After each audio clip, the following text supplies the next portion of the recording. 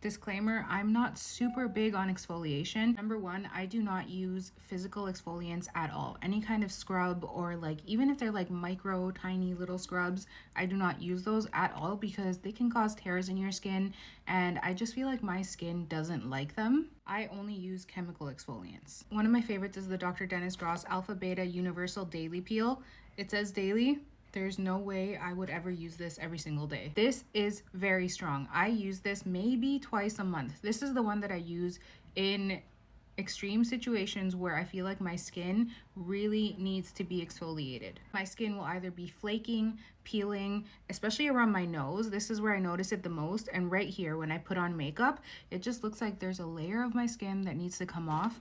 I will use this. The more gentle option that I've been using lately is the Paula's Choice 6% Mandelic acid and 2% lactic acid liquid exfoliant. This one is much more gentle. I've experienced no irritation. This one doesn't burn when I put it on. Since I've been using this, I've never come to a point where I'm like, okay, maybe I use that a little bit too much and my barrier is damaged, or just nothing like that. But when it comes to exfoliation, there's only two that I use really. It's going to be these two, Dr. Dennis Gross. This one I use less. This is going to be maybe twice a month. And then the Paula's Choice, this one I do tend to use it a little bit more often. This one is more for, I'll use this before I get to the point where my skin is like screaming for exfoliation.